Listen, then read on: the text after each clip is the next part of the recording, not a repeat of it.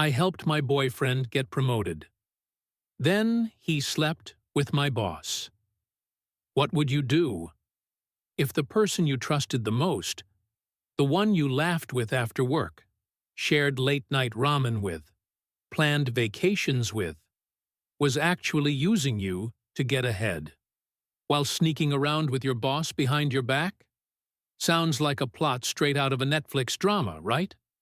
Well, in today's story, that's exactly what happened to one woman who thought she had it all: a loving boyfriend, a stable job, a bright future.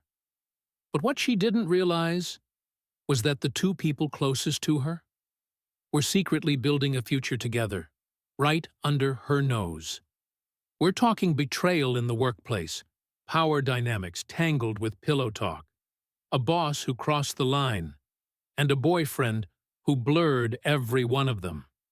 So buckle up, because this isn't just about cheating. It's about ambition, manipulation, and the brutal moment when love and loyalty are turned into weapons. Let's dive in. I, 29F, work at a mid-sized tech company in San Francisco. I've been here for 5 years, and while it's not perfect, I actually like my job, especially since I started dating Jake, 31 million, who joined the company about 6 months ago as a junior developer. We met during a casual Friday mixer at the office. He was charming, a little awkward, but really sweet. We hit it off fast. Within 2 months, we were officially together. I was already pretty well established at work. I knew the teams, the projects, and I had a solid relationship with our department head, Marla, 45 degrees Fahrenheit. She's intimidating, to say the least, super sharp, tough as nails, and not exactly the warmest person. But she respected me, and that respect helped me climb the ladder. Jake often asked me to put in a good word for him to Marla. He said she was hard to read, and he didn't want to mess up his chances at a promotion. I didn't think much of it. I mean, it's normal to help your partner succeed, right? So I did what I could. I praised his work during meetings, mentioned his name in chats with Marla, even helped him prep for presentations. But over the next few weeks, something felt off. Jake started having late-night emergency meetings with Marla, just the two of them. He'd get home late, make vague excuses, and when I asked questions, he'd say stuff like, "You know how demanding she is? If I say no, it'll kill my chances." I started noticing other things, too. He was suddenly dressing sharper, checking his phone constantly, and always keeping it face down. He changed his password and told me it was because of a security update. Still, I didn't want to be that girlfriend. Paranoid, insecure, distrustful. That was until last Friday. Jake had left his laptop open while he was in the shower. I wasn't snooping, I swear. But Slack was open on his screen, and a message popped up. It was from Marla, and it said, "Can't wait for tonight. Wear that thing I like." My stomach dropped. I clicked into the thread, and there it was. Weeks of flirtation, late-night confessions, explicit jokes, and even photos. She called him her secret weapon. He called her his mentor, and more. I felt physically ill. I didn't know what was worse: that my boyfriend was sleeping with someone else, or that he was sleeping with my boss, while using me to make it all happen. I haven't confronted either of them yet. I've been acting normal, trying to process what to do. Do I report them? Quit my job? Break up quietly? Blow it all up? I'm just broken and completely unsure of what's next. Let's talk about this, because this story isn't just about cheating. It's about betrayal, manipulation, and the dangerous overlap between personal and professional life. First, let's look at Jake. He wasn't just disloyal. He was calculated. He used Samantha's trust, her influence, and her genuine desire to support him, to get closer to someone he knew held power. He played the long game, charming his girlfriend while simultaneously cozying up to her boss. And let's be real, this wasn't some slip-up. The messages, the secrecy, the timing, this was intentional. He was building a ladder with both women's backs as the rungs. Now, about Marla. There's a massive ethical red flag here. She's a boss, someone with authority and power. Whether Jake initiated it or not, she crossed a professional line the second it became romantic. Not only is it inappropriate, it's exploitative. And poor Samantha. She's caught in a nightmare. Betrayed both personally and professionally. She helped build Jake's career. She vouched for him. And now she has to deal with the emotional wreckage and the risk of office politics blowing up in her face. But let's ask the hard questions. Should she expose them to HR, knowing it might cost her job or make her a target? Should she ghost Jake quietly and find another company? Or should she go scorched earth and take them both down? There's no easy answer. But one thing's for sure, this wasn't just cheating. It was career sabotage dressed in a love story. And the people who were supposed to lift her up used her as a stepping stone. Reddit did not hold back on this one. The comment section exploded. From people demanding justice to others questioning workplace ethics, and even a few voices that defended the boss. Let's take a look at some of the most upvoted and controversial takes. Top comment, u/truthhurts 99, 12.4 Kohei upvotes. He didn't just cheat, he used you as a stepping stone and played both sides. Report him and Marla to HR blow. It. Up justice served cold. This user's ready to bring the hammer down. Hot take, u/Silicon Valley Ghost, 9.1K upvotes. This is why you don't date co-workers. The second your personal life mixes with your paycheck, it's a disaster waiting to happen. A lot of people echoed this sentiment. Workplace romance, high risk, higher consequences. Controversial comment, u/power plays, 3.2K upvotes, 1.1K downvotes. Unpopular opinion, Marla didn't abuse her power. Jake knew what he was doing. If anything, he manipulated her to get ahead. Oof, this stirred up a firestorm. Some argued power dynamics are always complex. Others, not buying it. Supportive voice, u/broken not beaten, 7.8K upvotes. OP, I've been there. Betrayed by someone you trusted with both your heart and your career. You'll survive this. And when you're ready, tell your story. Loudly. A little empathy goes a long way. Sometimes, the best comments are the ones that remind us we're not alone. Savage roast, u/HR please, 5.5K upvotes. Jake really said networking and took it to the bedroom. Man's out here grinding in every sense of the word. Okay, but savage and accurate. This comment had Reddit in tears. No matter where you stand, one thing's clear. This isn't just about love. It's about ambition, boundaries, and the price people are willing to pay.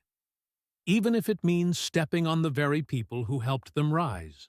My best friend stole my fiancé. 1 week before the wedding. Have you ever trusted someone so deeply you'd let them choose the person you'd spend the rest of your life with? Now imagine this. That very person, your best friend, your ride or die, introduces you to the love of your life, stands by you as you plan your dream wedding, and then steals that person from you 1 week before you say, I do. Sounds like something out of a soap opera, right? But this isn't fiction. It's a true story, straight from Reddit.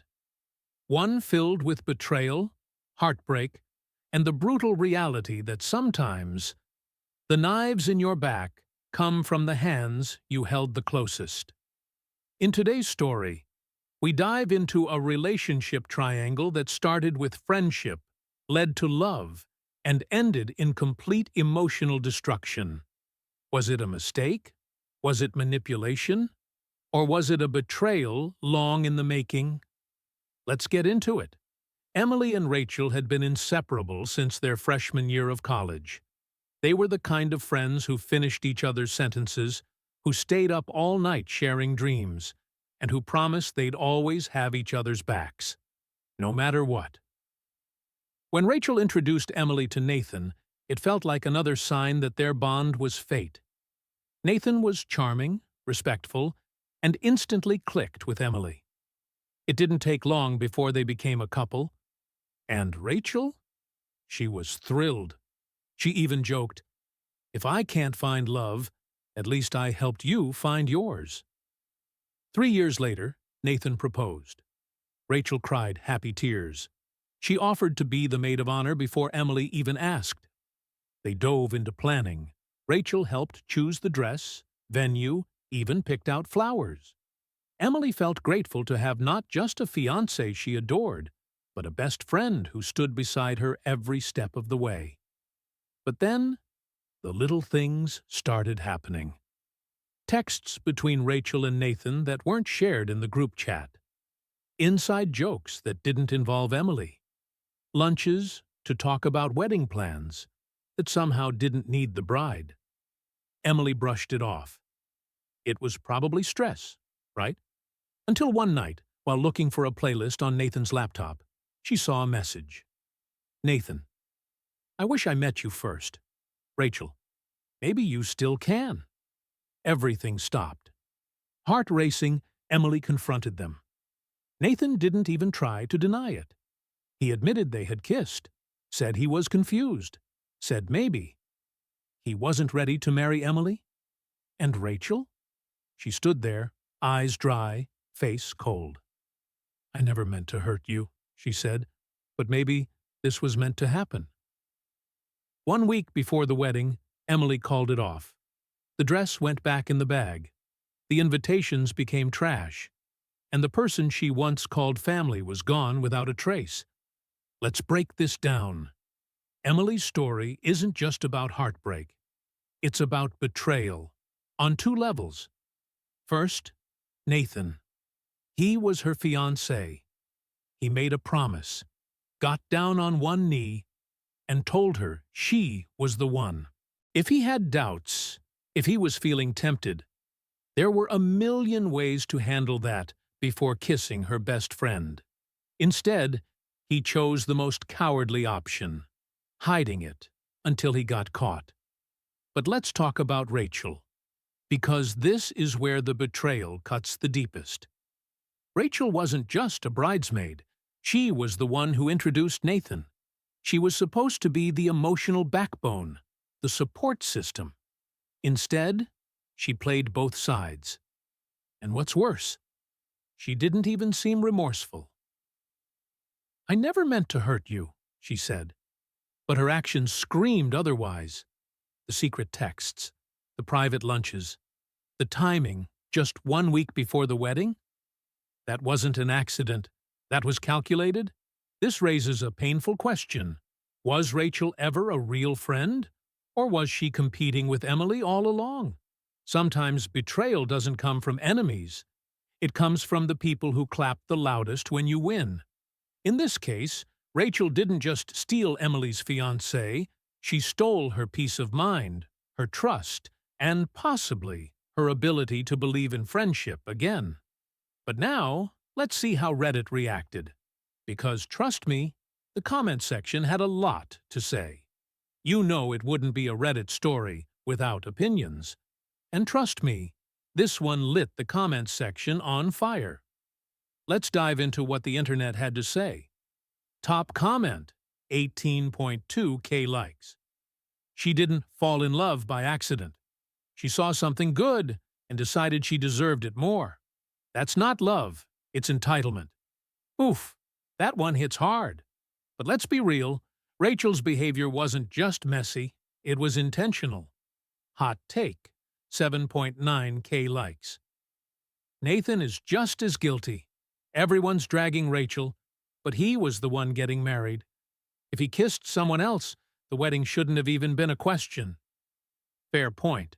It's easy to point fingers at the friend, but Nathan wasn't some innocent passenger. He steered this ship straight into the iceberg. Comment with empathy. 5.3K likes. I feel for Emily. It's not just losing a partner, it's losing your person, your best friend. That kind of betrayal changes you. Exactly. The emotional damage here goes way beyond just canceling a wedding. It's the trauma of being blindsided by the two people you trusted most. Controversial take, 2.1K likes, 1.5K dislikes. Unpopular opinion, maybe this saved Emily from marrying the wrong guy. Better now than 5 years and 2 kids later. Okay. We see what you're saying. But does timing excuse betrayal? That's the real question.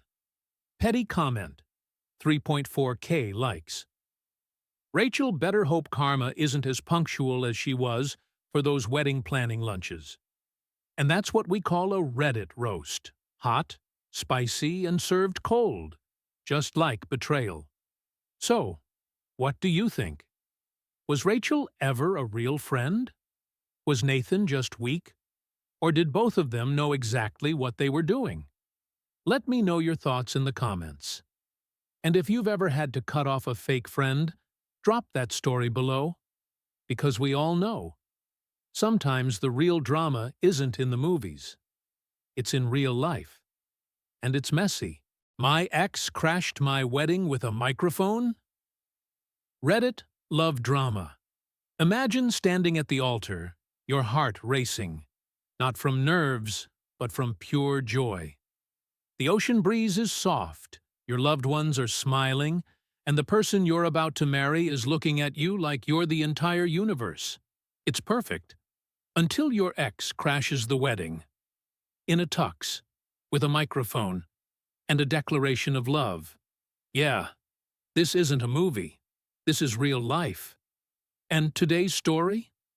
It's the kind of emotional roller coaster that will make you question everything about love, closure, and what it really means to move on.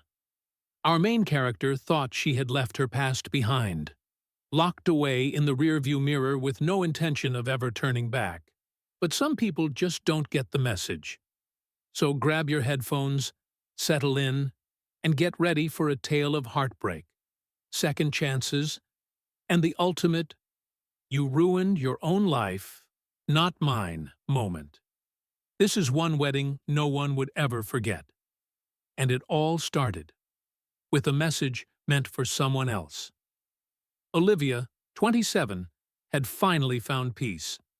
After a toxic 5-year relationship with Jake that ended in betrayal, she spent nearly 2 years rebuilding her life. No more late-night crying, no more second-guessing herself, and definitely no more Jake. Then came Daniel, kind, grounded, and patient. He was everything Jake wasn't. Within a year, they were engaged. A beach wedding in La Jolla was set, and Olivia was finally ready for her happy ending. Or so she thought. 3 days before the wedding, Olivia's younger sister Maya was helping her organize last-minute details. As they were syncing contact lists for the guest book, Maya received a message that stopped her in her tracks. It was from Jake, but it wasn't meant for her. The message read, "I'm going to stop the wedding. I know she still loves me. She has to." Maya immediately showed it to Olivia, whose heart nearly dropped. "Jake, after all this time?" She didn't reply. She didn't even want to think about him. Instead, she focused on the wedding. Then came the big day. The ceremony was beautiful. White roses, soft jazz, the sound of the waves crashing gently in the background. Olivia was halfway through her vows when, out of nowhere, she noticed murmurs in the crowd. Then she saw him. Jake. He was walking toward the altar, dressed in a black tux, holding a microphone. "Olivia," he said, "I know I'm probably the last person you expected to see today, but I can't let you do this. I still love you. I always have. Don't marry him. Marry me." Gasps rippled through the audience. Daniel stood frozen. The officiant looked like he was about to faint. And Olivia? She calmly took a deep breath, stepped forward, and took the mic out of Jake's hand. She looked him straight in the eye and said, "Jake, this day isn't about you. Not anymore. Thank you for reminding me why I left you." Then she turned back to Daniel and said, "Let's finish this." The crowd exploded in applause. Jake stood there stunned until security kindly escorted him away. And Olivia? She walked down the aisle with her real soulmate, while her ex watched it all from the parking lot. All right, let's unpack this emotional car crash, shall we? First of all, Jake. Crashing a wedding is peak narcissist energy. This isn't a romantic comedy. You're not John Cusack with a boombox outside someone's window. You're the guy who couldn't handle losing control. And now you're using love as an excuse to make someone else's happiest day all about you. Let's talk intentions here. If Jake really wanted to apologize or find closure, he had 2 years to do that. But he chose the most public, dramatic, and self-serving moment possible. That's not love. That's ego. Now, Olivia's response? Iconic, classy, controlled. She could have screamed. She could have cried. She could have slapped him with the bouquet. But she chose to stand tall, say what needed to be said, and carry on with her wedding. That's the kind of emotional maturity people dream of. And Daniel? Let's not overlook his role here. The guy stood quietly, didn't make a scene, didn't throw punches. He trusted Olivia to handle it, and she did. That's a sign of a healthy relationship built on respect, not control or insecurity. Also, major shout-out to Maya, the real MVP. If she hadn't caught that message, Olivia wouldn't have been emotionally prepared. And Jake might have pulled an even bigger stunt. Siblings who guard your peace? Priceless. Now, some people online argued that maybe Jake just needed closure, that it was a last-ditch effort. But even if that's true, timing matters. You don't hijack someone's wedding for your personal movie moment. That's not closure. That's sabotage. Let's dive into the fiery trenches of Reddit, where judgment comes fast and hot. Here are some of the top-voted comments from the thread. And trust me, Reddit did not hold back. You the real spicy tea. 15.2K upvotes. Olivia didn't just dodge a bullet. She dodged a full-on missile years ago. Jake showing up at her wedding is the ultimate proof that she made the right call. Amen. Sometimes the universe sends you signs, and sometimes your toxic ex sends himself. You/surprise McDrop. 12.8K upvotes. The audacity of this man. Can you imagine preparing your vows only to hear an uninvited guest reading his instead? The disrespect is off the charts. Jake really thought he was starring in a Nicholas Sparks novel, when, in reality, he was just the cringy side character. You/Moral Gray Area 69. 6.3K upvotes. Okay, I'm not defending him, but what if Jake truly believed she still loved him? Maybe he misread some signals and panicked. Fair point. If the signal was 2 years of complete silence and a wedding invitation she didn't send him. Sounds more like delusion than devotion. You/Wedding Planner 101. 9.9K upvotes. Props to the groom for staying cool. So many guys would have gone full soap opera. Daniel understood the assignment. Trust your bride. Yes, emotional stability is sexy. More Daniels, less Jakes, please. You plot twist queen. 8.4K upvotes. What if Olivia did still have feelings for Jake? Maybe this was her closure moment too. We'll never really know. True. Sometimes closure doesn't come in silence. It comes in public mic drops at beach weddings. Either way, she walked out stronger. Reddit came through with the drama, the empathy, and the savage one-liners. And if there's one thing we can learn from this story, it's that your past might knock on your door or crash your wedding. But you don't have to answer.